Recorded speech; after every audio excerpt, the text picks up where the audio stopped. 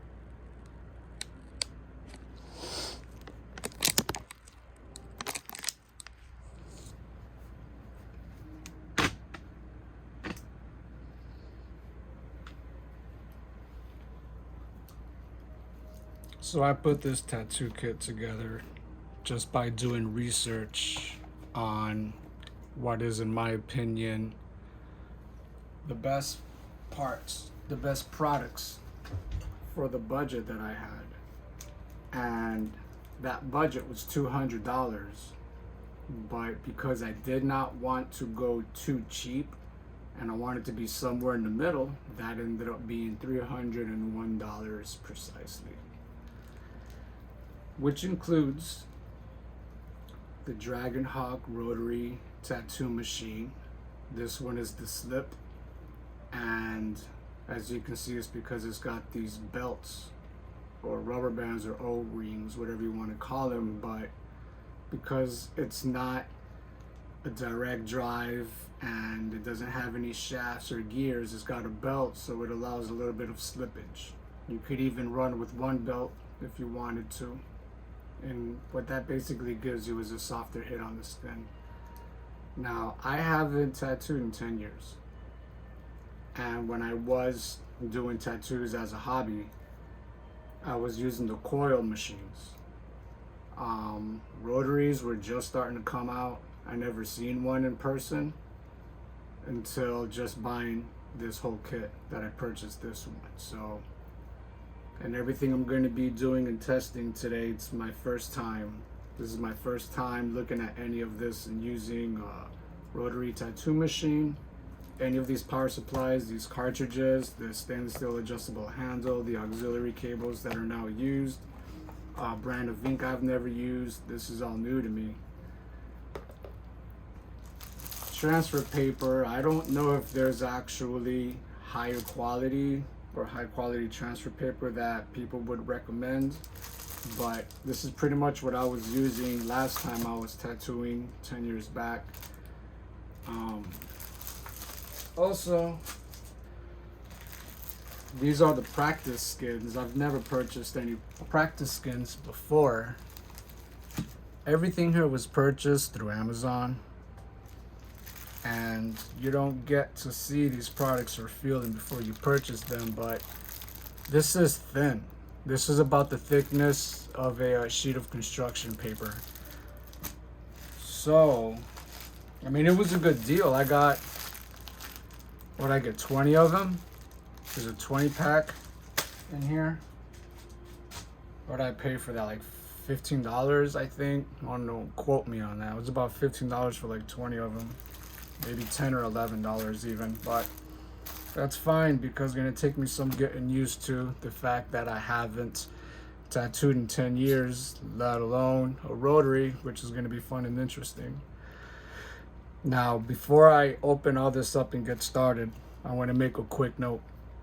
The first tattoo machine that I've ever did use is a tattoo machine that I invented at home. I was probably 13 years old in middle school, and it was basically a small little round motor like what's in here, a button with 4 holes that was pressed into the shaft of the motor, and a guitar string with an actual needle at the end of it with some sewing string and a drop of glue holding it down.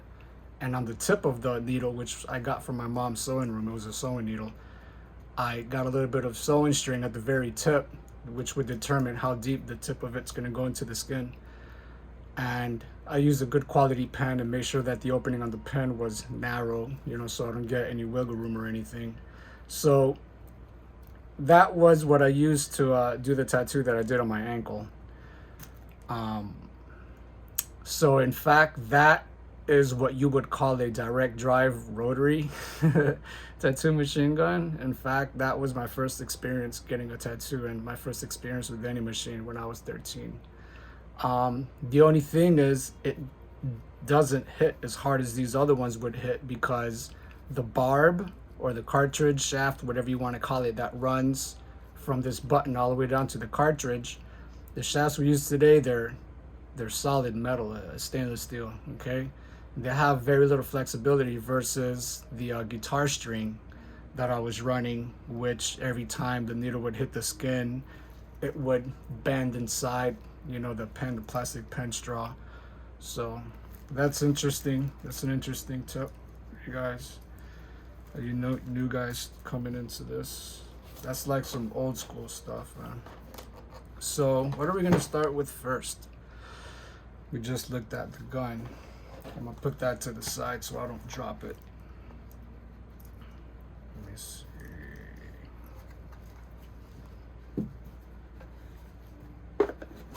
We just went over this.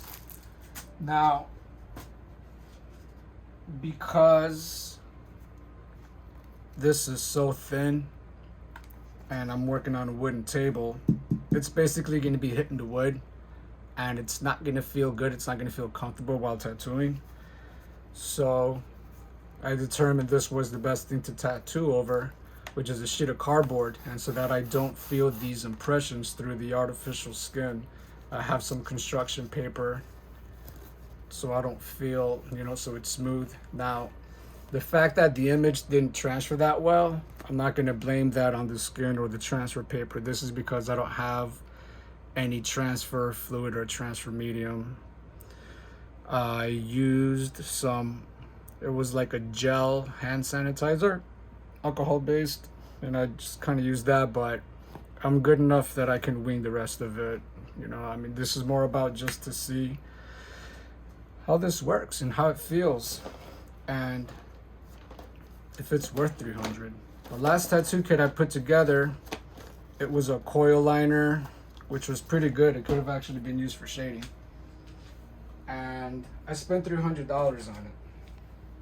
I walked into a tattoo supply store And I told the guy, I said, all I have is $320. I don't have a job. This is my last paycheck that I got.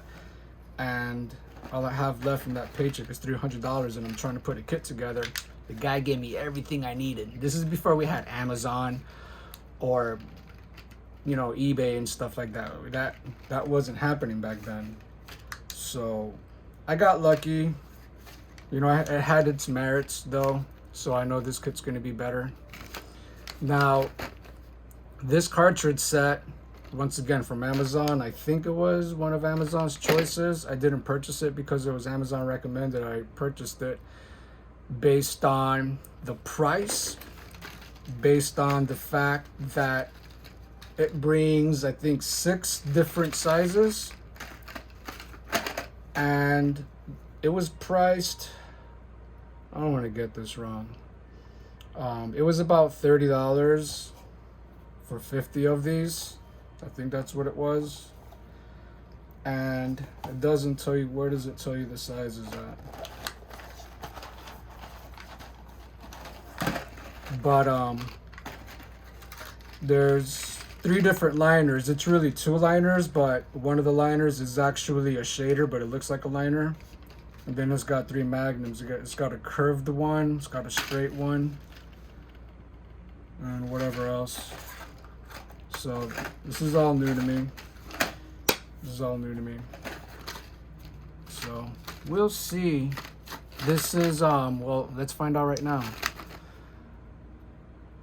This is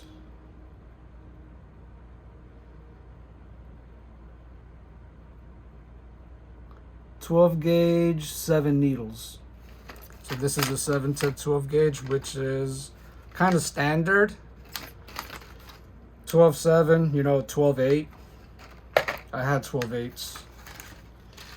So 1, 2, 3, 4, 5. I think it's 10 of each. This is a 12-7 liners, right? 12-7 liners, 1, 2, 3, 4, 5. That's 10 of them. 10 12-7 liners. Now we have a set of 5 of 12 gauge 9 needle magnums. So that's 9 needles lined up in a row. You get 2 packs of those. Here it is again. 12 gauge 9 needle magnum.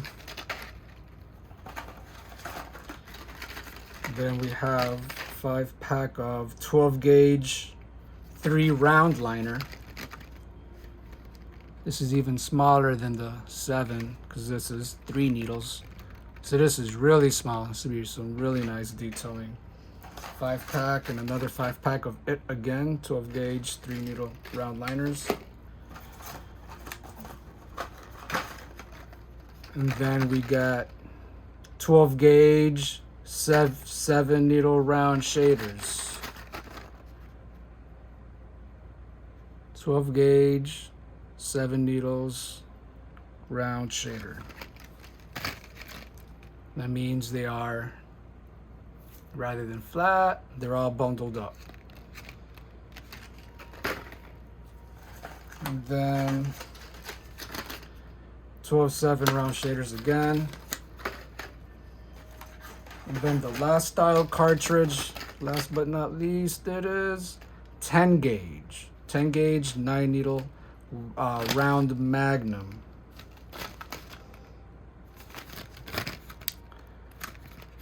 RM. I hope I'm getting this right. Round magnum. That would be that they're all lined up in a row, but there's like a curvature to them. That's what I'm thinking, and that's what I'm looking for. Let me see. Let me take a look at these. I think I need glasses. Shit. Yeah, they are. They are. You just can't see. I might have to focus it in for you. Let me see if I can do that. I'm like on the other side of the camera. Hold on. Help you guys out.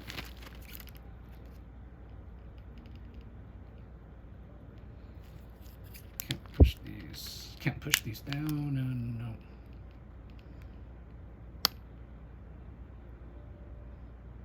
You see them? Kind of curved. The needles are kind of lined up with the same curvature as the cartridge. You see it? There's 10 of those. So I'll show you what a straight one looks like. And I apologize if you're a pro, you're already, you know all this, and you just need to get to the point. Here's some straight ones. Here's some regular Magnum self-gauge diameter Magnums. These do not follow the curvature of the cartridge. See how they're just straight? That's the difference. So that's why I bought the variety box, because naturally you get 20 needles for $15. So if you would have gotten, let's say like the popular liner or the common one, right? You got 20 for 15 bucks, and you do the same thing for the Magnum that you want. You get 20 Magnums for $15. You spend $30 and you have 40 needles, versus you can spend the same $30 and get 50.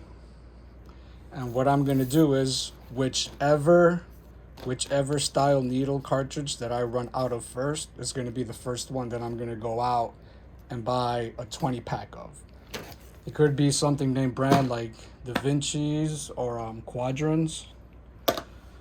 So I'll make that decision based on, you know, how these perform, in my opinion, and how they feel, I guess. Moving on up.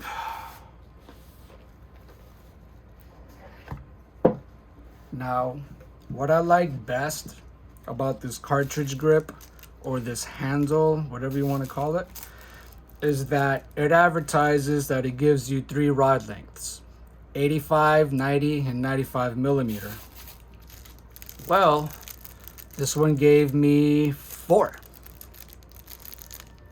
So it probably gave me 75, 80, 85, what am I saying, 80, 85, 90, 95.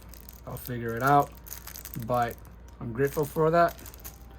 I'm also grateful that it included all of these buttons or nipples, whatever you want to call it, for securing the barb on the tattoo machine.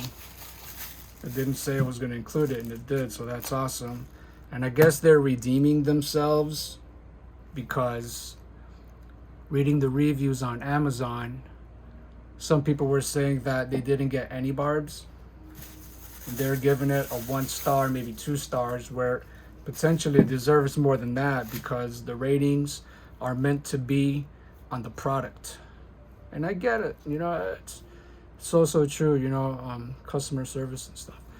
Now this looks chrome plated, but it's stainless steel, and it, in your hand, it feels like it weighs a pound. Feels like it weighs a pound, maybe a little more, maybe like 1.25 pounds. But that's just deception, because it's so small and it's so heavy, so there's like a concentrated center of mass when you feel this. Now, on the description on Amazon, it says that it's 10 ounces, which is almost a pound. And 10 ounces is half a pound?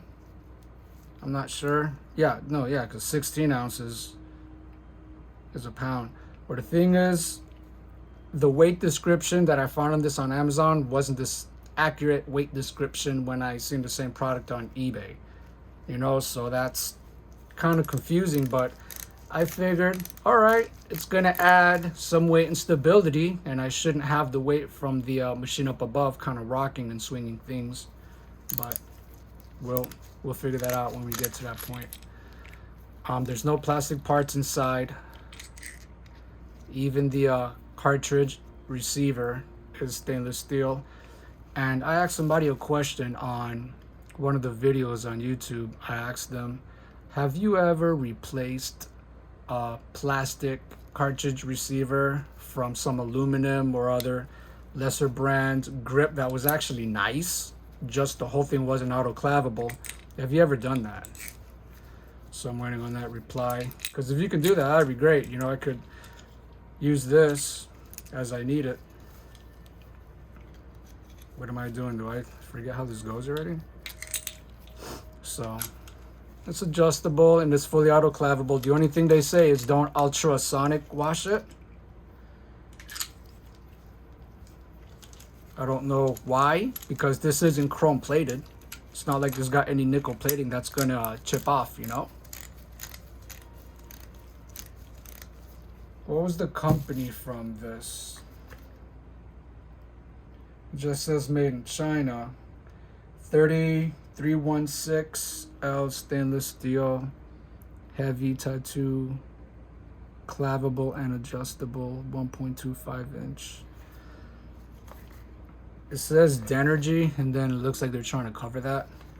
But this is on Amazon. This one was right next to, I don't even know the name brand from the other one. There's one that's identical to it. The only thing is this bevel here is a lot smoother and rounded off, and it's got the name on it. I only didn't purchase it because in one of the reviews, somebody said that it was difficult to fit the cartridges in here. I think they said they're having problems with it. He said he had to drill something out, but it was worth it because he loves the grip. You know, and I got tools for that. I'm an auto body technician, you know, as a profession, so I got plenty of tools. I just didn't want to get into it. I just ended up purchasing this one. Oh, and another thing, the other one said it brought 2 barbs, and this one said it brought 3, so I grabbed it, and I got 4 of them, which is great because, like I said, I'm just getting into tattoo again after 10 years, and I'm just totally jumping into Rotary out of nowhere with no experience on Rotary, so... This is the Big Wasp cord for the tattoo machine with the 3/8 jack, or 3/8, 1/8 inch jack to the auxiliary, which I could have made this at home. I have audio equipment, it's just the audio cable. But, oh look, this looks like the same rubber bands. Let me see if it is. The rubber bands that hold the cable secure in the packaging from Big Wasp. These rubber bands either look like the same or look like they could work. Let me see. In place for the rubber bands for the Dragon Hawk slip, because I looked everywhere for replacement rubber bands and I can't. Not even the official website has a page to where you can buy spare parts if you lose them or break them. You can't find these O-rings anywhere. So I'm going to start looking for them before anything. I'm not even going to wait till I have to replace one. But this rubber band I was holding this thing together looks like it could fit on here. Let me see. No, it's too big. But it feels just like the material is only a little bit skinnier. That's too bad that it doesn't. That would have been straight. Would have been straight. I'm still gonna keep them in there because I'm like that.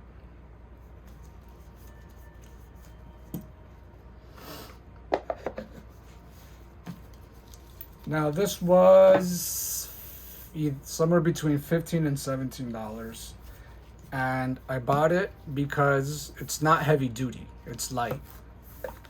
If you're new to this, don't buy a thick heavy duty one that looks like a guitar like a guitar jack, you know, because it's not. This isn't meant for audio, it's meant for 4 to 6 volts. Dragon Hawk makes one that's extremely thin. That would be great because it wouldn't add extra weight to your wrist. But I grabbed it, like I said, because it's light and because this has a 90-degree bend on it. and it's gonna make for very ease of use on the machine. Not gonna have a large thing popping out like that. So that's great. I just didn't want to make one of these from scratch and waste my time soldering it, because I want to know how everything works out the box brand new. I don't want there to be any discrepancy, like there's fluctuation in the voltage while the machine's running, thinking that it's a bad solder, or there's oxidation on the cable that I used because it was an old guitar cable or something like that. I want everything to work. Making progress. What we got left? The power supply. Power supplying the ink. So, ink is ink, man. I don't mean ink is ink like buy whatever ink. I'm saying ink is ink. There's not much to show you. Sounds watery, but it's black. It's like some award-winning or just like very popular ink. It's good for shading and lining, and it's not too thick, so it's gonna work well with small needle sizes, where it's not gonna get clumped up. You know, it's got a good flow, and it's not too thick and dense to where you go to shade and all you did was like totally just fill something in right away, you know. All right, drum roll.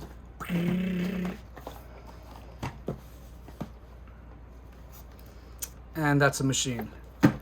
Thanks for watching. Subscribe. Don't forget to check out my other channels. See you later. Psych.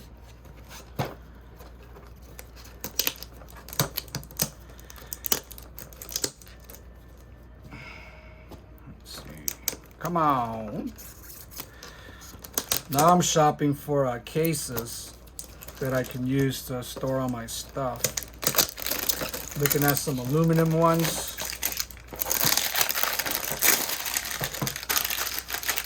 And some of the bags. Determine if I want an aluminum box or a bag.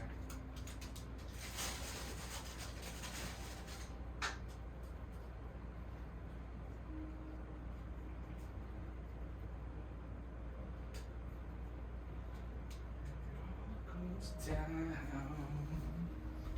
living it up, all comes down.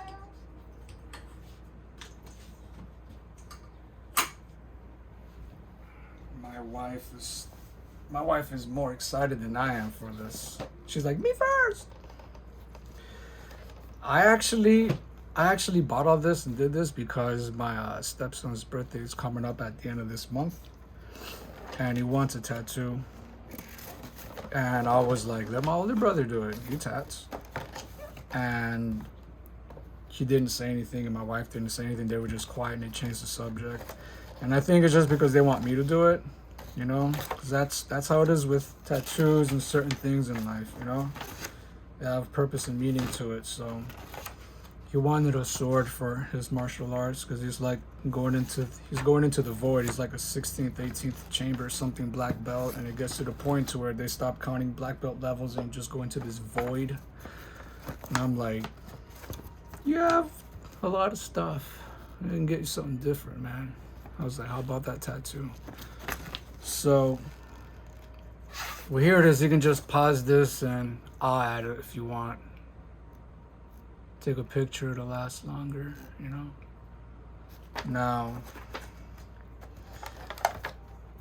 here's the power supply. It's heavy.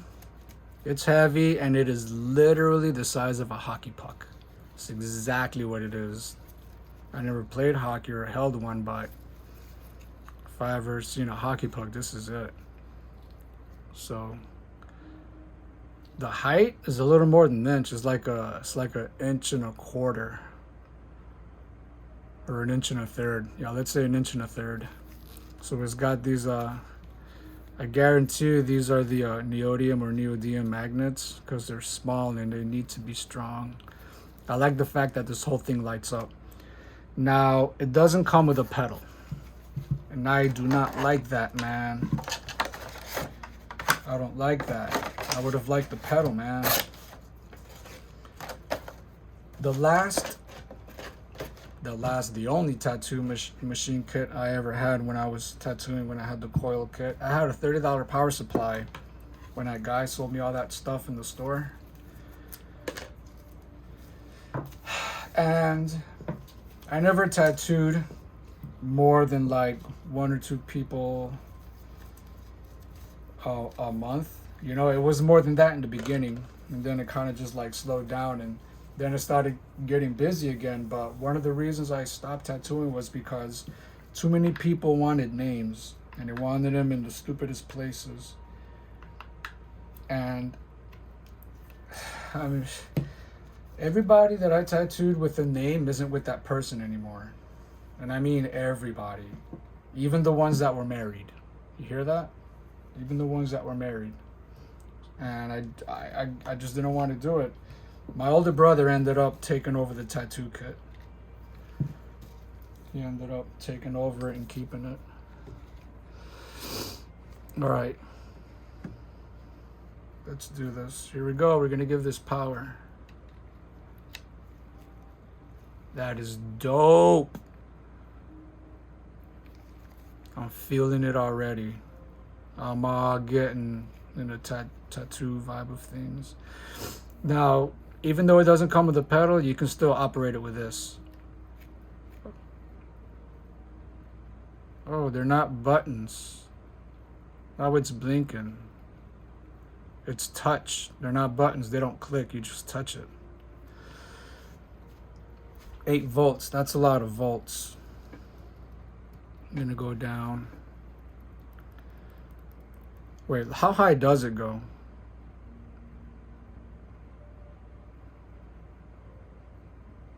$13, $14. It's red. 15.5 volts. It's red. Look at that. 16 volts. Dang, you can use this for all kinds of things, man. I like how it goes through the colors and it has a screen. I like that. Should be going blue now. That's cool. 1.5 is the lowest that it goes.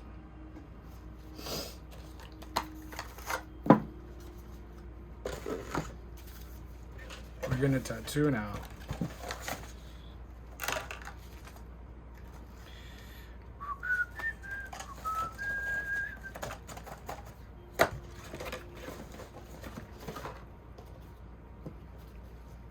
Okay, man.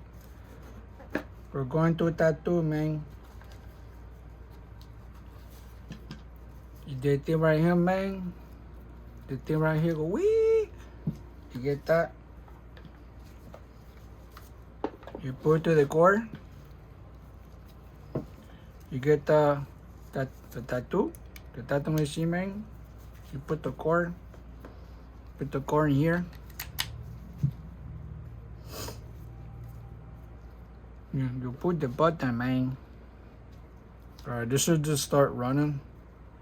Maybe it's not doing anything because it's not even 2 volts. We got 2 volts. I don't feel anything. I'm pushing it. Oh yeah, I got it pushed to this side. No. I think it's here, I'm not sure.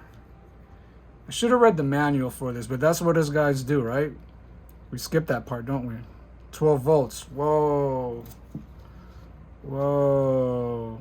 You saw that? Yo, before you even plug this in, go to both sides or both channels and make sure the voltage is down. You saw that? 12 volts? No way, bro. I'm gonna smoke my thing out right away. Would probably pop the rubber bands and everything. All right, so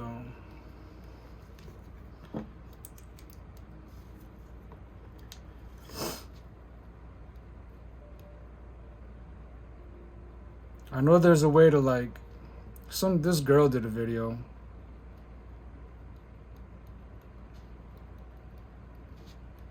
Seen as this girl did a video showing how you can get it to work with this and then how to get it to work with the pedal afterwards. I think I gotta unplug this and redo it. You know what? Let's just look at the instruction manual. Let's just do that.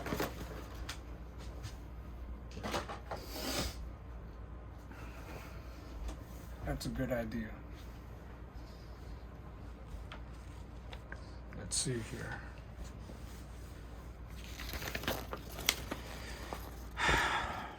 Should have done this before doing the video.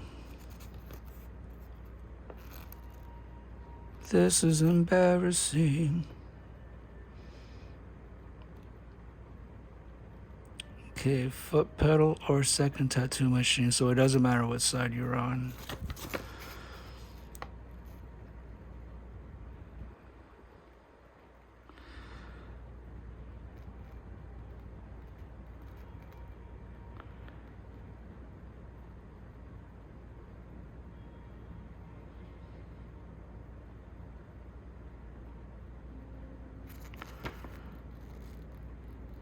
Okay, I think it's showing how to like reset it.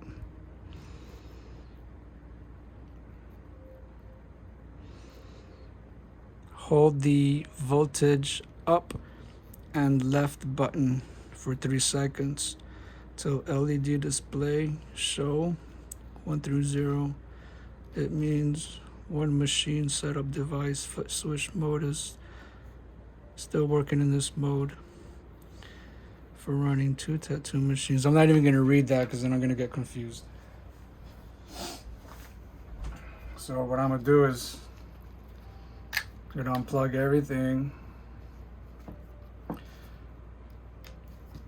Plug this in. I'm on this side. Probably doesn't even matter yet. I'm going to hold this down.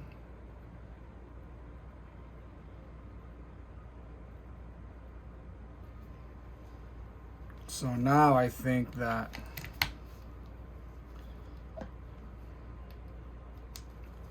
let's see.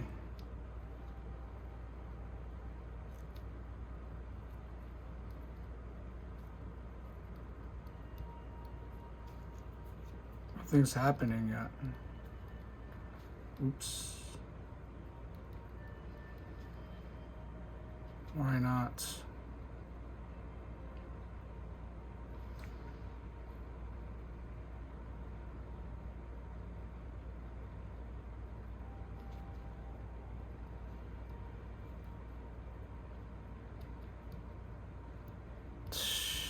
Still.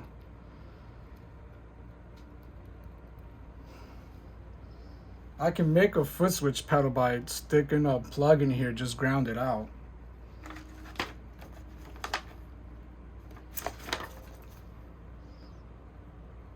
I seen the video. Okay, maybe there's another step.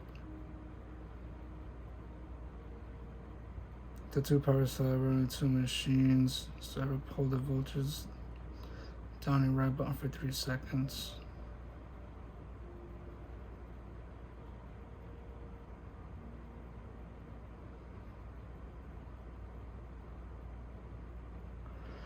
Okay, so when you are in one machine mode, this works for off and on, but when you have this for 2 machines, you can only use the foot pedal. But that's not the case. And I apologize for this. We should be tattooing right now, but you know what? This is also important to know before you buy the Aurora 2, what you need to know. You know, for me, this could take me a couple minutes to figure it out, but you can just scan ahead into the part that it's already running, so it's good for you, but not for me right now. Set up and hold voltage, up and left button. Foot switch mode. Foot switch mode is still working the mode. Voltage down and right button. For 2 machine setup is active in this mode, you can only use the foot switch button. In 2 machines you can adjust 2 machines on different voltages, and voltage will save the power supply in less use. Am I like supposed to use my fingers at the glove or something?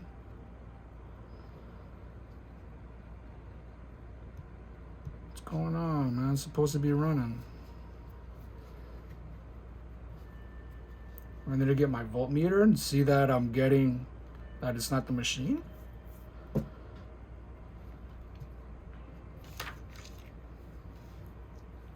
You know what?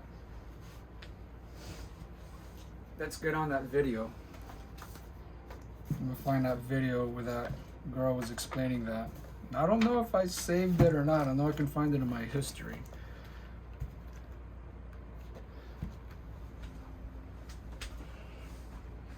At least I can share this with you guys.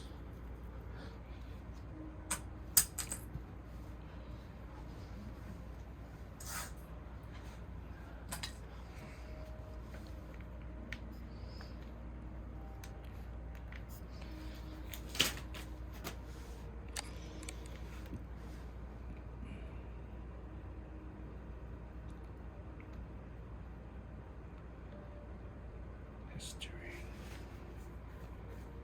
Let me check my favorites real quick. See if it's in my favorites. Come on.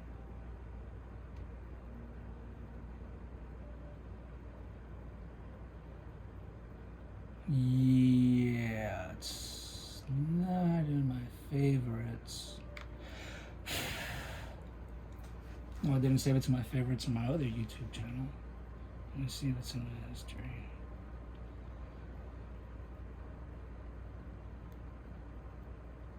Move, nobody cares about that.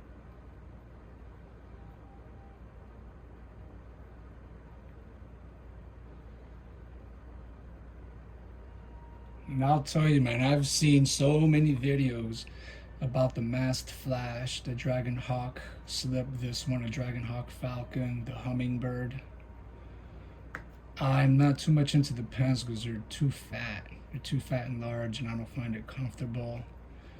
That's something that I might consider after I already have sufficient enough, you know, tattoo kit put together, and I kind of just want to expand. But before I get a pen, I'd rather get a battery, a mobile battery.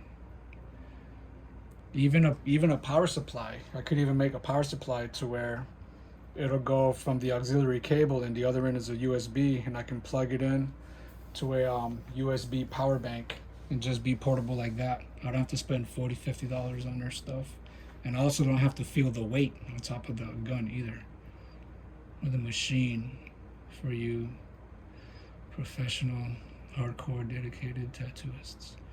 It's a machine, it's a work of art, like Mercedes-Benz, where every artist or technician that assembles a tattoo machine has their like signature laser etched into it. Dragon Hawk, no, it's this one. Before you buy Aurora, I seen his video. I don't like it too much. Somebody did a better one. Getting started with Aurora too. Yeah, I think this is it. This is her. I hope this is legal.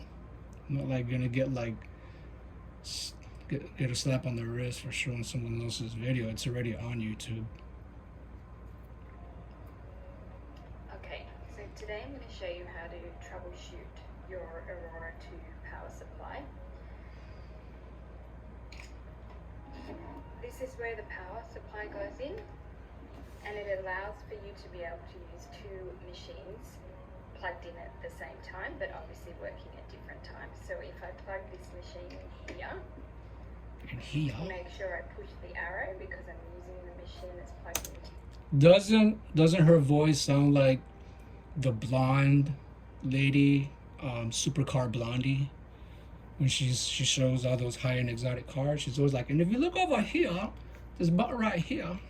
This side. You see what I mean?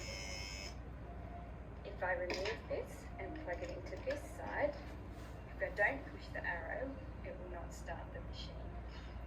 If I push the arrow, it will start the machine. So it seems like it works out the box. There isn't anything you should have to do to get that to work. If you would like to use a foot switch with the Aurora, you're going to make sure your machine is plugged into this side here, and your foot switch is going to be plugged into this side. Now at the moment it's not set up for I the think foot that switch to bypasses work. that. I'm not sure. So you'll see I can run my machine by pushing it like so. But if I push down on the foot switch, it won't run the machine. So I need to do a reset to get it to run the foot pedal. So I'm going to hold these buttons down. Hold both until I see it flash. left side buttons down for 3 seconds until you see the LCD screen And now flash. I should be able to run my machine manually or with the foot switch. She can do it all kinds of ways, but I can't even do it one If I want to way. take it back to just running 2 machines, I'm going to hold down the buttons on this side of the machine until it flashes Hold again. both right buttons until LCD screen flashes And 1-1. now the foot switch won't work, but I can use my machine on the other side.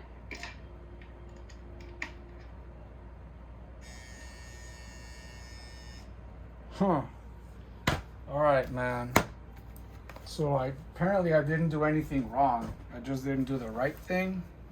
But I feel that I did what I was supposed to do. What if I do it again?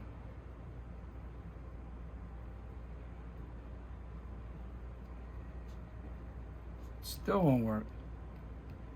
Tell me the machine's defective. And this can run on low voltage too, so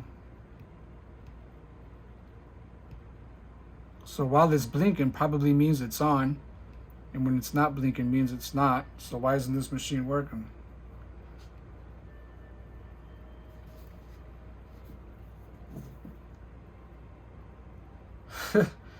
Yo, there better not be a problem with this, man.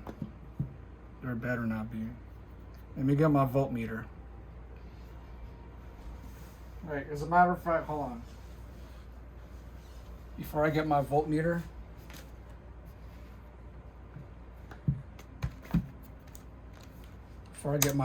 let me see when she was running it off of the touch button, if it was flashing like this one does. Now at the moment, if I don't push that plug into this side, time. So if I plug this machine in for you to be able to use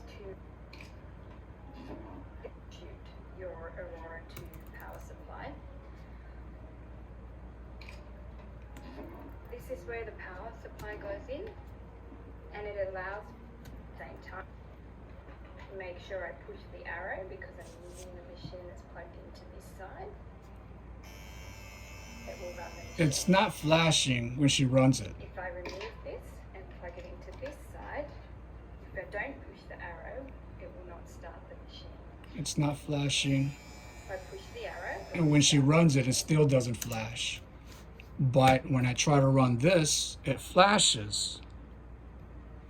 What is that telling me? That there's a problem? There's a short? Like the motor's grounded out or there's a wire disconnected? What happens if I unplug this and try to run it? What if I unplug it here and run it? Okay, what's going on? Is this a problem?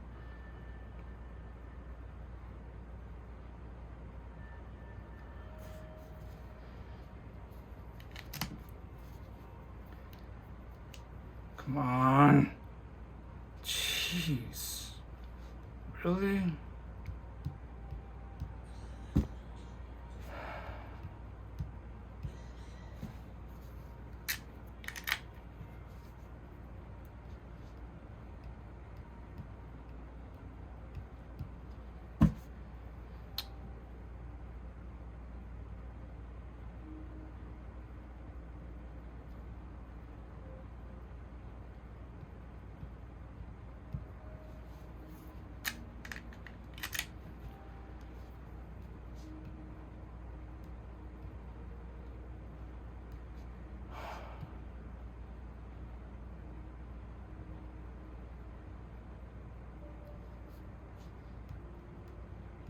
Oh, come on, man.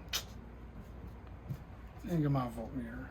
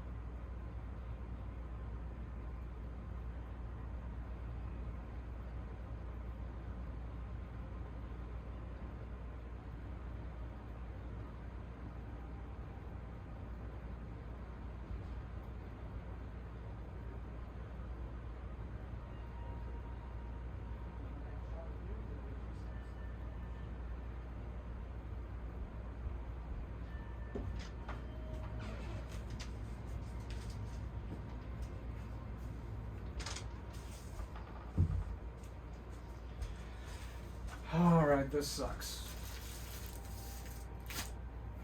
This sucks. Just the kind of thing you can expect when you're trying to do something that's so important to you. You've been anticipating it for so long, and you did everything you needed to do, and everything should be working fine, and then there's a problem. So typical of life. I'm getting 3.7 volts. Don't tell me this gun better not have a problem, this machine. Look, it's on 2 volts, but I'm getting 3.7 volts. You see that? And if I push this again, it's flashing. Let me see. 3.74, 3.73. You know what?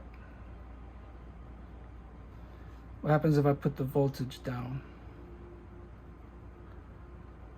1.7. I'm getting 3.7, but it's on 1.7. Tell me it's a bad power supply. No, because the machine wasn't working.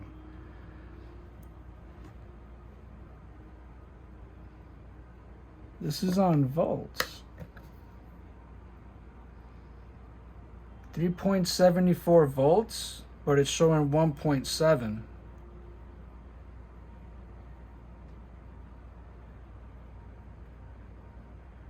4.8, that's accurate.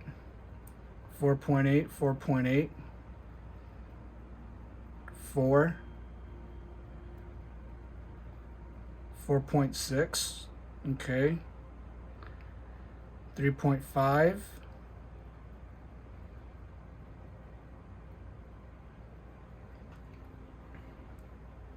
3.5, but it's 3.74.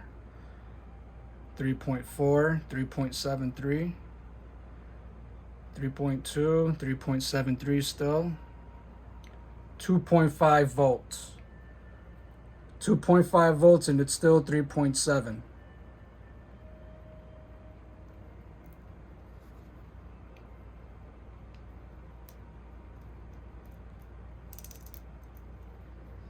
This isn't doing anything. Technically, there's current coming through here, and this isn't running. Some of this is defective out the box. Come on, man. You gotta be tripping, man. You tripping. Really.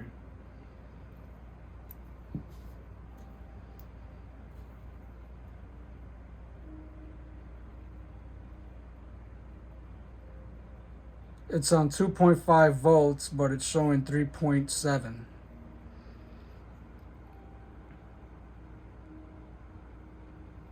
.5 volts, and it's still showing 3.7, and it's on 1.5.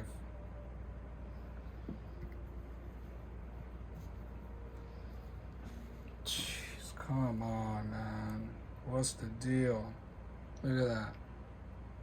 1.5, and it shows 3.7.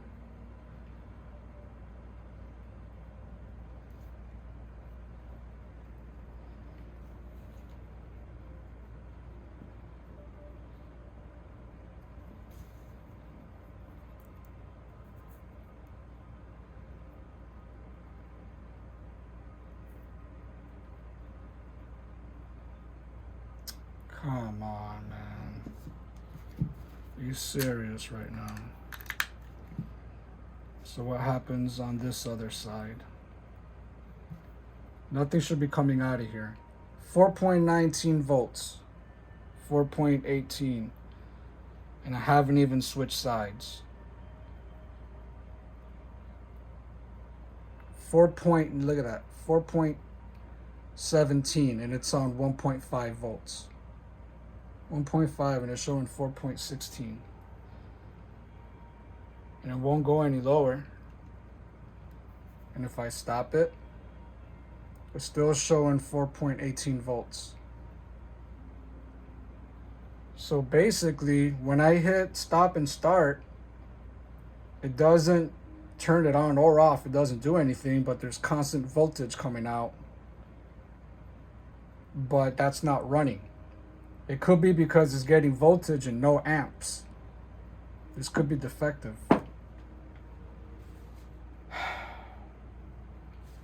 I'm gonna put power to this and see if it runs.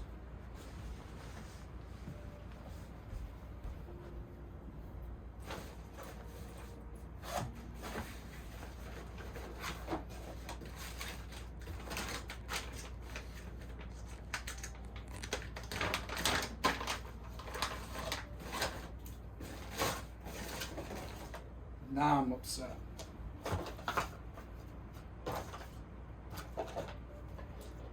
Now I'm upset, man. Not straight. Not down.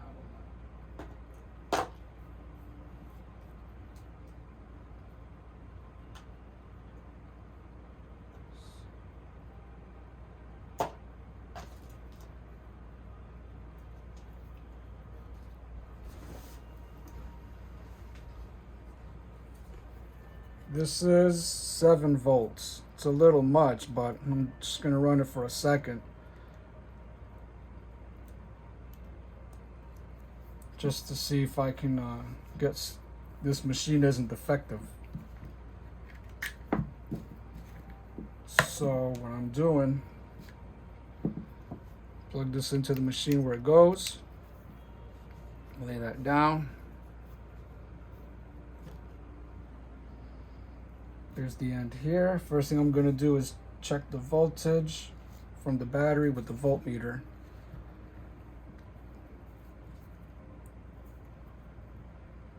.5 volts.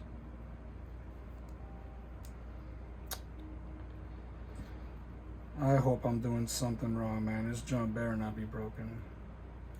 It works. It works. You see it moving?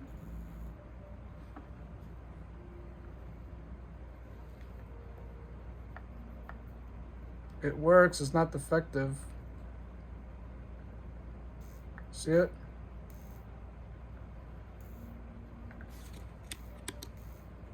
It works. The problem ain't that, so that's a good thing. So so far it's the power supply. And it's flashing. I don't know why the hell it's flashing.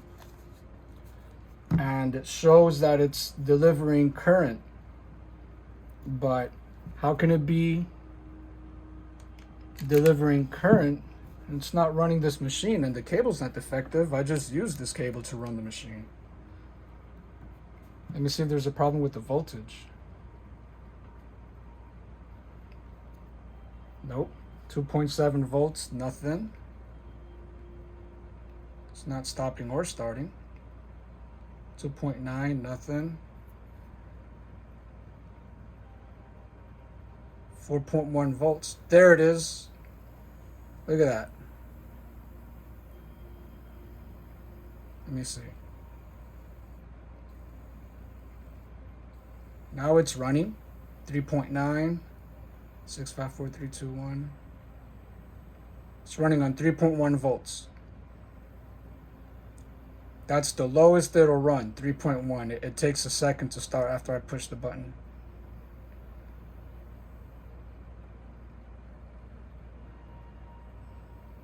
.1 volts. Would it run on 3? Nope. 3.1. Why didn't it run on before? Right? Why wasn't it running before? When we were up so high in voltages, why wasn't it running?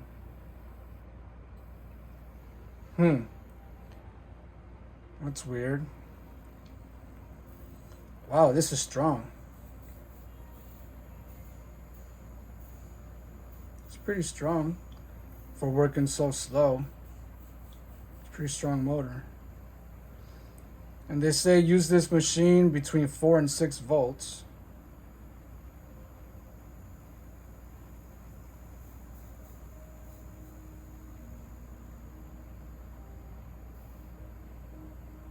right?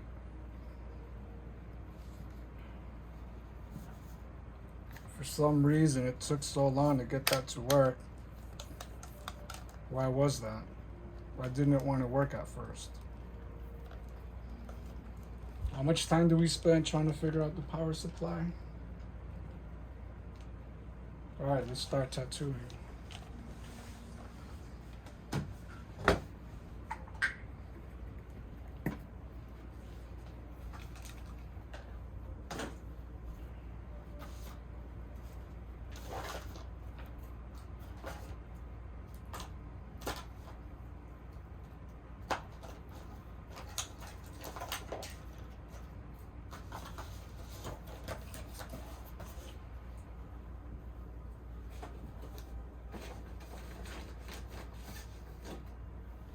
I just thought of something when I was talking about making my own battery power supply.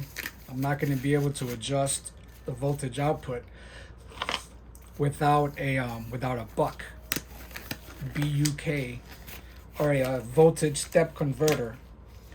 If you go on eBay for like between like $10 and $20, you're gonna find dozens and dozens of. It's like a little chipboard on it with a LCD screen, and it is a voltage converter. You know, it'll take in 3.5 volts and put out 16 volts. It'll take in 12 volts and put out 36 volts. Or it can take in 12 or 36 volts and put out 3.5 volts, whatever you want. It's a touch button. And it's not even $20, it's like tens of dollars. And they make some really nice ones. So you could make your own little power bank. You know, you could get a LiPo battery, and you just run the LiPo battery through the buck, and from the buck would be, you know, your cord. You have to make some plugs or just solder your cord for it, and just have your own portable power supply. You could do that. I'm probably gonna do a video about that. I think that's gonna get a lot of views, unless one of you guys beat me to it. Take all the credit. Portable adjustable tattoo machine power supply, 1.7 million views 2 weeks ago. All right. Okay. Now let's get a cartridge out of here. First off, need a handle real quick. Let's get a handle on here. My wife is probably getting so impatient with me.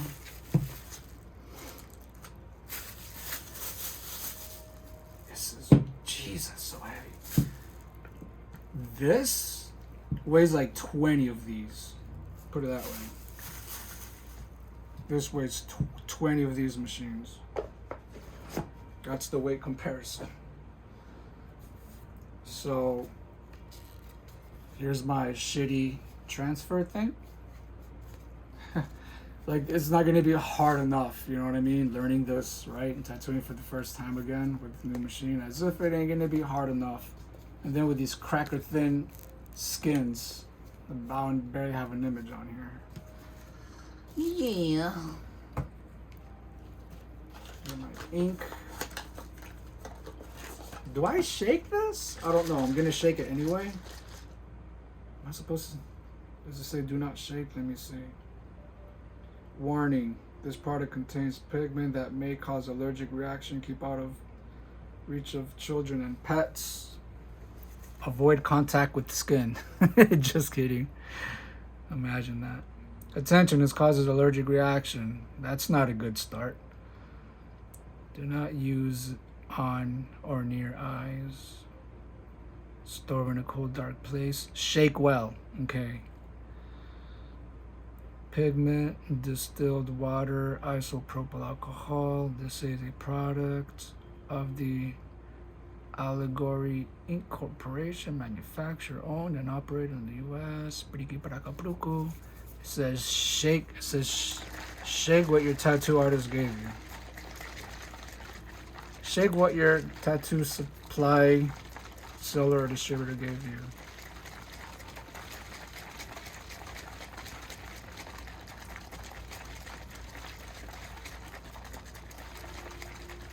I'm gonna let the bubbles go down before I pour some of that.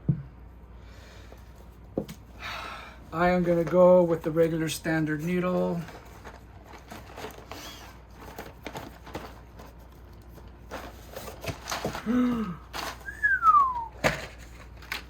That was close. 12.7 RL.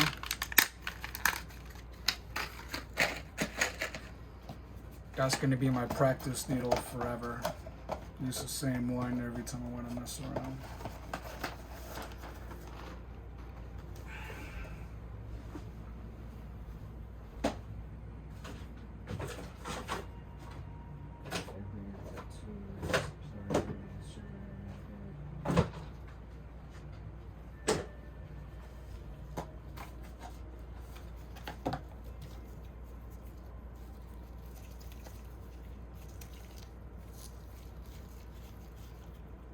Yep, this has a seal. I'm gonna go open this in the bathroom.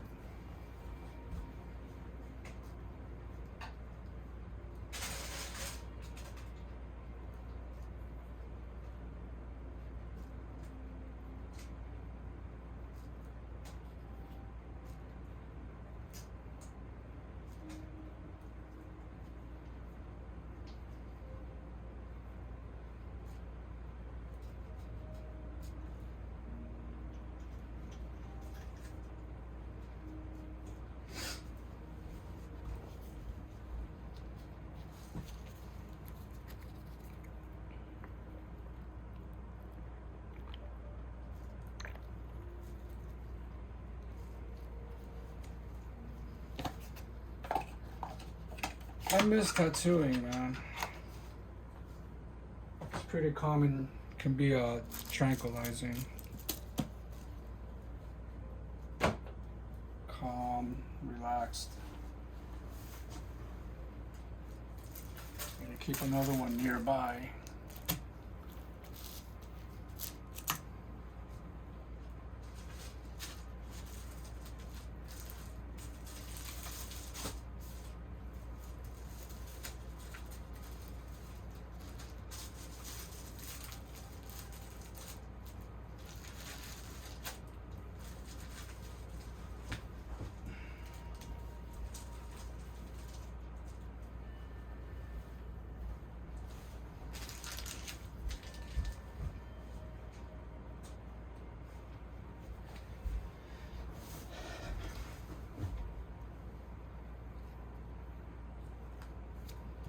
Alright, let's see here. How far are we into the video? This is the part that you all came for. And we're just now getting to that part. How long has it been? An hour and 9 minutes. So it took if it took me an hour, it's gonna take anybody else an hour. If you're like me right now, you're just opening all this up for the first time and getting familiar with it, it's going to be about an hour before you get some ink down. So unless you already have some tattoo equipment at home and you're established, then that's not going to take you any time at all. Like for myself, I repair and paint cars for a living. That's what I do. Whoa, come on, man. Come on, man. That was uncalled for. That was everything. Got tape holding my iPhone here. This is, the struggle's real, man. The struggle. La pelea es de verdad.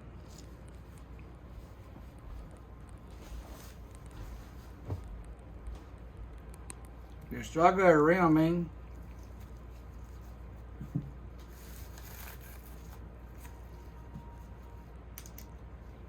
This fits nicely in here. God, this fits so perfectly in here. It's like it was made for it, especially. It slides so nice in here. Wow, and just a couple turns. Well, it still spins on it. The spinning on it, I mean, I don't think that's a big deal. It's if it goes up and down, which it really can't because it's got this flare like a bevel, so it can't There's only so low that it can go, you know? It's about as low as it can go.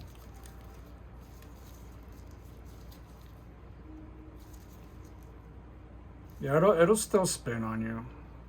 It'll still spin on you, but I don't think that's not a deal breaker. That doesn't affect anything. Now, if it slid up and down, that'd be a problem, but it doesn't do that.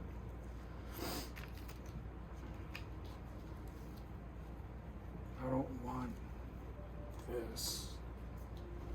Where can I put this? I can put this here. There we go. Yeah, boy. Yes, what's up? So I'm gonna be, damn. Nah, I can't. Yo, I can't do this grip. No way, bro. I cannot do this grip. I cannot. This is so topsy-turvy right now. Even though this part's heavier, it wants to hang like this because of the leverage.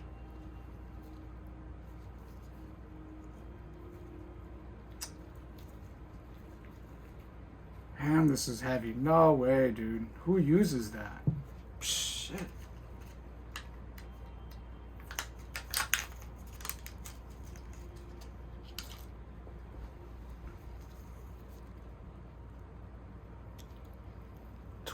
Oh, whoa, there we go. 12/7.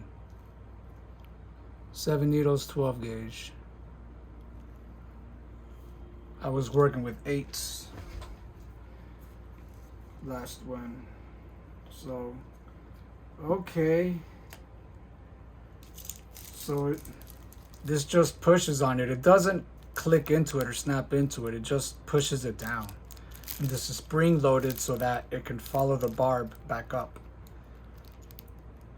So if this goes fast enough, there can be separation. I thought this clicked into it. Do other brands do that? Do other cartridges allow the ball on this barb to click into it? Or do they all just push on this? I would have expected that to click.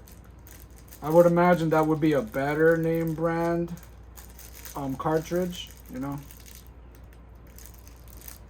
Alright, I need to open this with a razor blade or else I'm going to bend one of these bars trying to rip this plastic.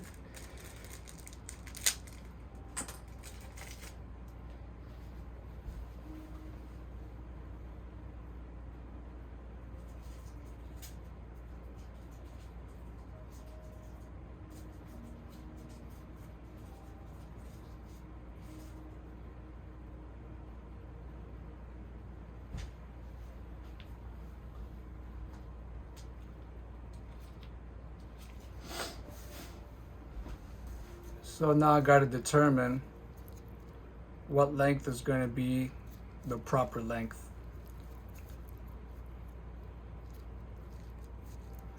Because the geometry on all these machines are different heights and all these handles are different. So there's always going to be, you'll never know what the length is going to be from the ball on the cam all the way down to where it meets the cartridge. So I'm gonna start with the longest one first. Let's see.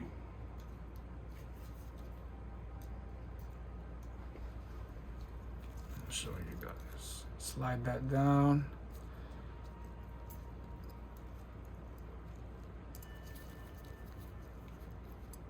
This isn't going over the nipple that easy. It might be easier to just take the nipple off of the cam, slide it into the barb, and then slide it back on the cam.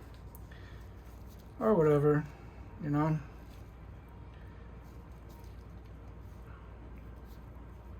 So all the way down, with the cam all the way down, this pops out like a 1/3 inch maybe. Let's just see. Let's see what's happening here.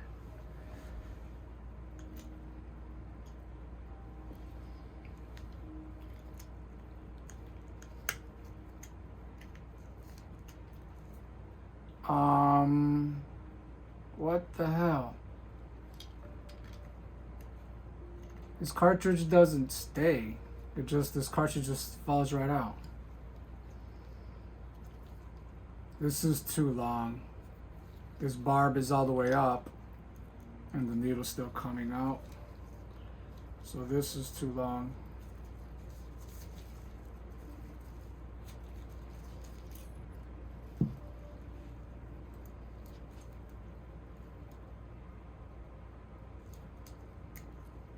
That's too long.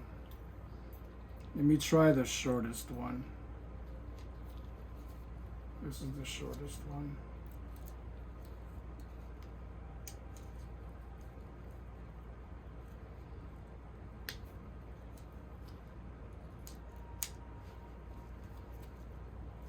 The shortest one, let me see. With the barb as far down as it goes and everything in, it doesn't even reach the opening. It's down below it. But this protrudes, so let's see.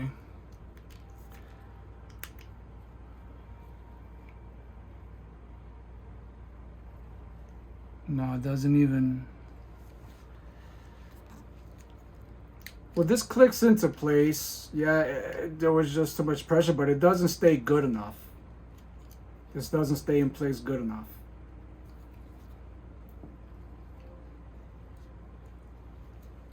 So the longest one was too long. Longest one was too long.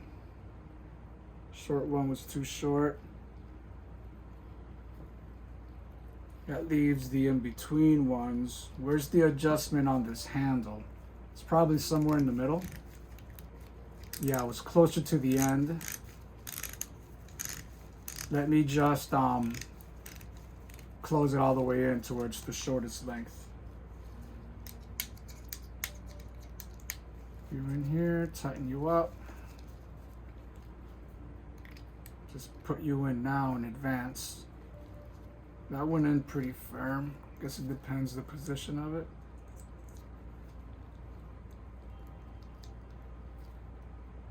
Okay, this is already pushing. This is already pushing on the needle. That's got a long way to go. You see that? Where did I grab the long one again? Yeah. Let me grab the longer one of the middle two that were left. Let me see. Oh, this is already pushing on the needle. Although this can be made longer. I don't care. This is the shortest one of all of them. Which I think it's right. Well, actually it's not long enough. And this is closed all the way in. And it's not pushing it out far enough. And that's as small as everything can get. So, it's actually the second to last. And I can't tell you what size it is because they offer an 85, a 90, and a 95, but they gave me 4 of them instead of 3. So I don't know. That throws everything off. But this one is perfect, second to last. I could use the second to last and then the bigger one from that up again. I just can't go smaller than this. But I can use this one and I can go larger, one more. Because I think I can compensate by adjusting the handle.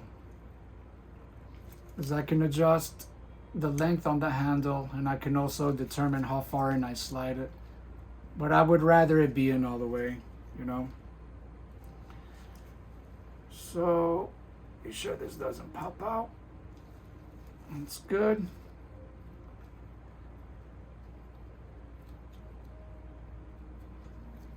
This feels nice when it comes down because like the spring rejects it, kind of throws it up. It feels like you're cranking an engine, like when you're turning the crankshaft. Let's I know this is completely unrelated, but pretend this is the crankshaft, right?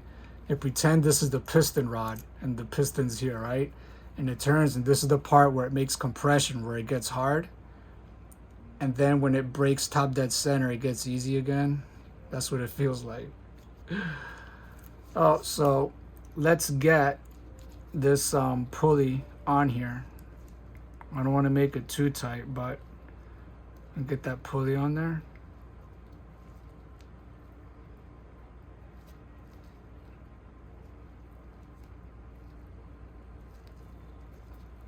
I'm trying to be careful with it because as you tighten it, it can kind of take the arm a little bit more towards it.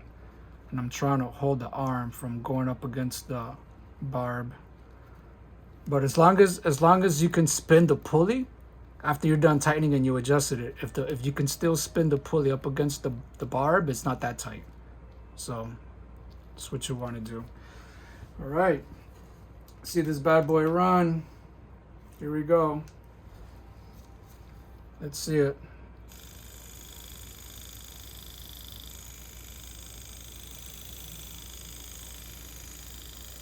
Wonder if I put this on slow motion, if it'll be able to capture it still, or if it's too fast. All I would do is put a little bit of oil on that shaft that the pulley slides back and forth on. I would just put a little bit of oil on there. I mean, really, that's as much as you can do. And maybe a belt conditioner. I would put something to lubricate or condition those belts. But yeah, man, that's what's up. This feels like it could go way faster. They say 4 and 6 volts. Let me see.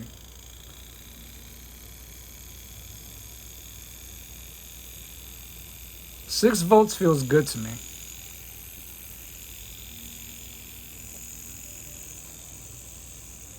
I'm excited. Oops. No, that's the one, yeah. I'm excited, I'm not gonna lie. Now, let me check the needle travel. When the needle is all the way up, how far in does it go? Because this is adjusting everything, and I don't want to spill this ink.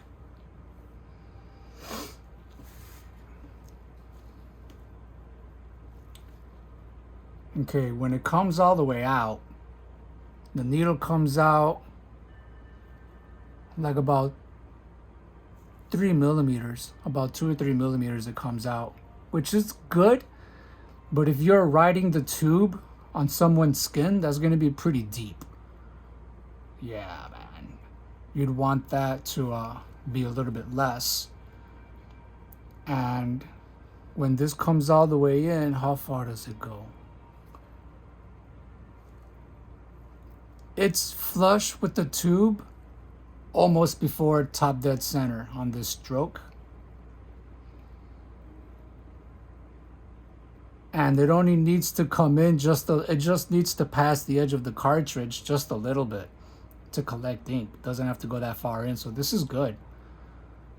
Now when it comes out, it's too far. I'm gonna have to lengthen that.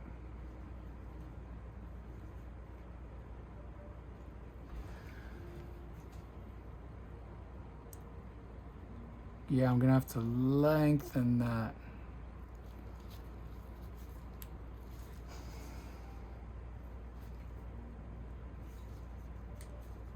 It's kind of uncomfortable to make that adjustment while it's installed. For some reason, it's just not that comfortable. Feels like I'm gonna turn something else.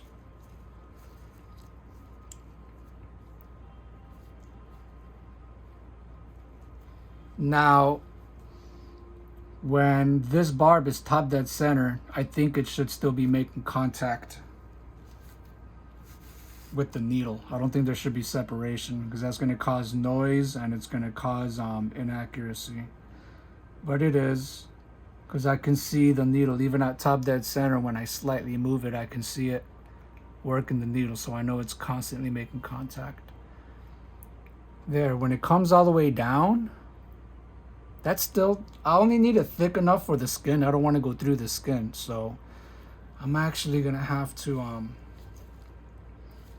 this cartridge is gonna be, the needle's gonna be going into the cartridge a good bit. 7 clicks. What does that even equate to?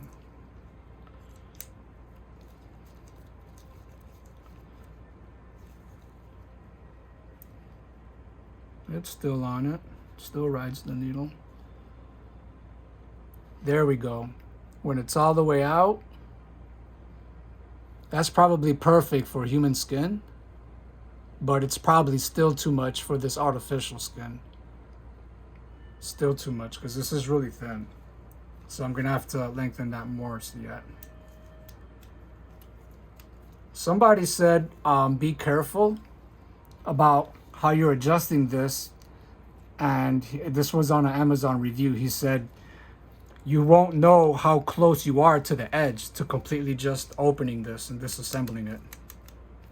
Well, no, I still got, if you got 3 or 4 clicks, I think you're good.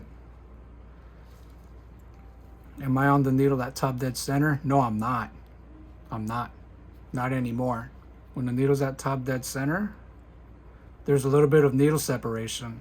Let's see what that sounds like when you run it. You hear it?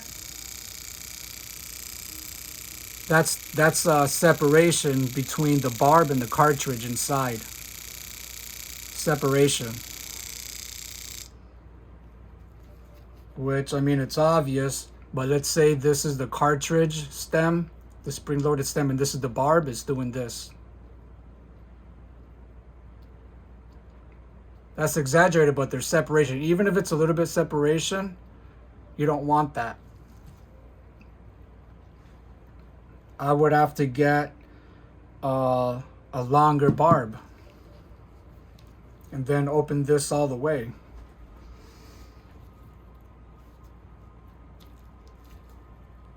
Now, when it's all the way out, it's probably just all I need for the skin. You can see that. That's all I need. See it? That's all I need, but I have some separation.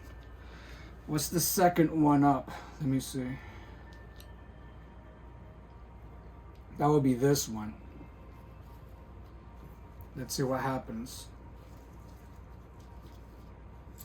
So this barb is good for human skin, but I'm gonna have to use this to practice. Wait a minute, this one's smaller. I need a longer one. Hold on. Which is the longer one? That one's too small. It's gonna be this one? The longest one?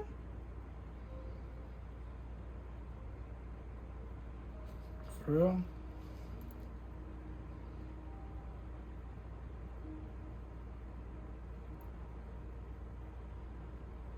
Because both of these are shorter. Both of these are shorter.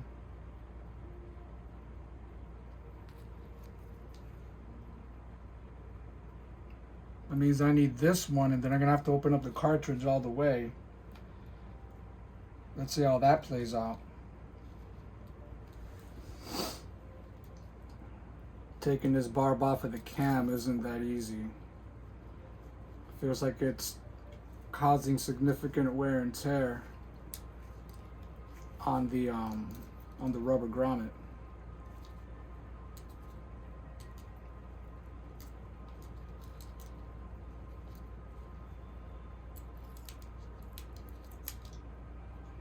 This one was so long that it pushed the cartridge right out of the grip. It just popped it right out.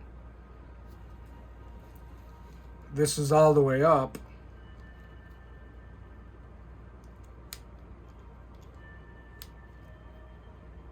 This is all the way up. Oh, this isn't all the way in. This isn't even grabbing it. This handle has to go all the way in order for it to lock. Because if it's slightly out, it doesn't lock that well. It doesn't grab it. In order for this to be secure, it just needs to be pushed all the way in. That's the only way. Which means this needs to be opened up as far as it can go. There. That's as much as I want to open that. Because I can already see a little line. I've even seen videos where they're like, just cover that line a little bit. You're gonna get contamination in your stuff. But let me just see what happens just with this, because I might get stuck using that other barb. We're still not tattooing. I hope you guys aren't mad at me. This is important stuff though. This is all the way up and the needle sticking out. This is gonna be too much. It's too much. So I'm stuck with this barb. This needs to be just a little bit, either a little bit shorter or a little bit longer, one of the two. Because these go in increments of 5 millimeters. I think 2 millimeters would either way would be good. Let me see if I can compensate that, because now I think I sound like an idiot. Hold on.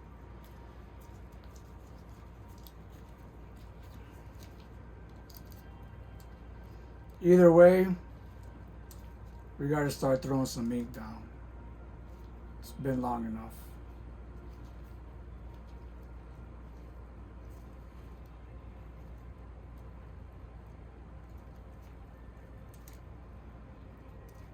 I'm pretty sure this could also use a little bit of some petroleum or Vaseline or something right here, you know?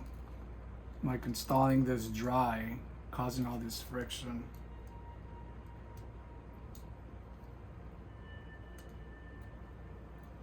I'm gonna put a little oil. I got some little bit of super thin oil.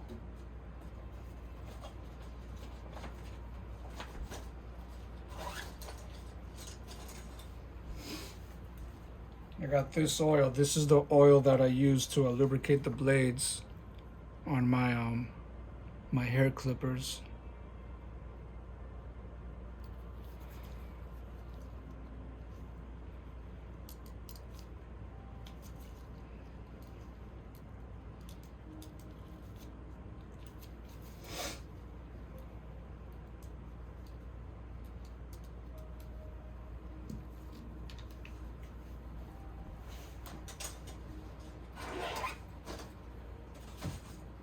Should probably be petroleum instead of machine oil, but hey, right?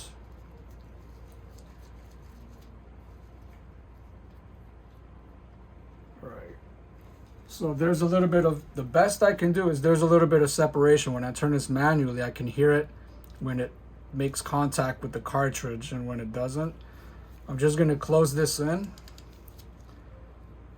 until I close that gap between the barb and the cartridge, until I don't feel that anymore. You hear that?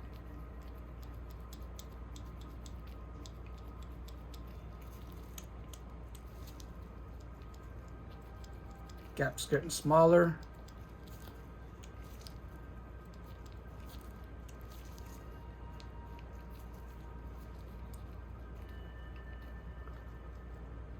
Still.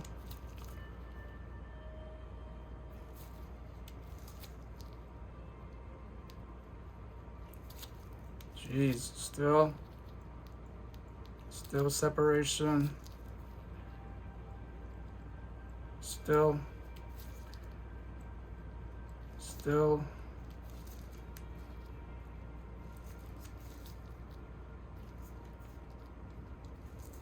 Shit. Gee, come on.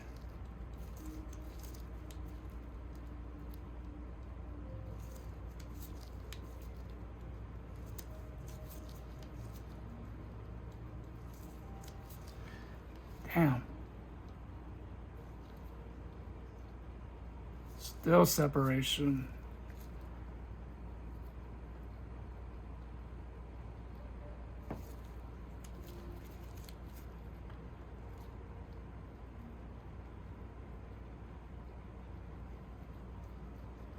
I think that's it.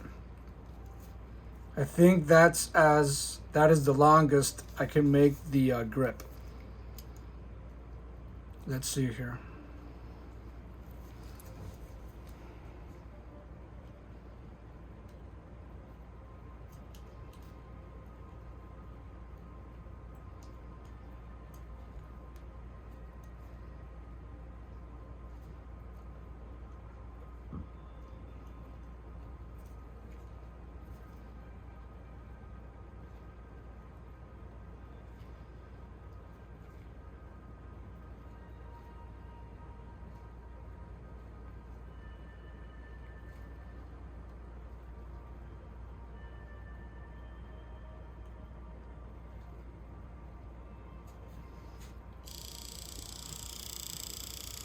There's a little bit of separation.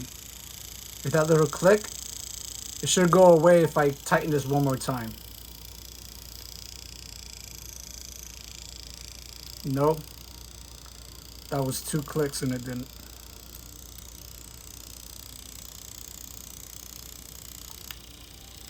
See, look, here's an example. You can hear the separation when I make the handle longer. You can hear it when I close it in. See? So even just separating it a little bit like that, there's needle separation. See, so this is the best I'm going to be able to do with it. That's the most it's going to go.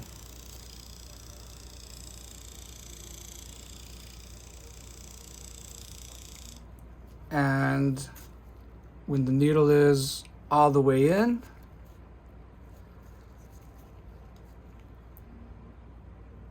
it's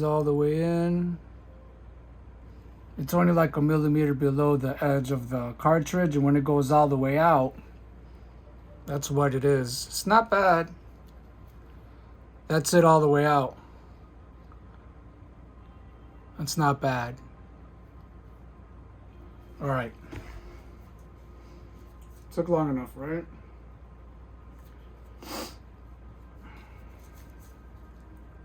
Now what I am gonna do, I'm gonna turn this so that the open part of the cartridge is facing out so I can see what's going on.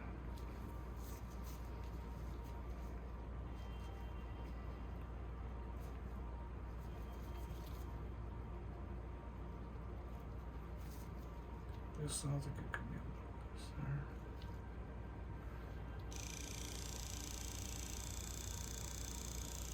There, it's even quieter just by adjusting this while it's running. Because as you tighten this, when it gets tight, it kind of brings the pulley in towards the barb. So if it's making too much noise, just turn it counterclockwise a little bit and it'll take the pulley away a little bit and it'll be quiet. So 4.4. I think 5 volts is good. Let me try that. Now, before I try tattooing on this, that's probably not even going to come out that great. Probably shouldn't say that. I need to have more confidence in myself. I'm just saying that because the transfer was so bad. I'm going to just try some free-handed stuff.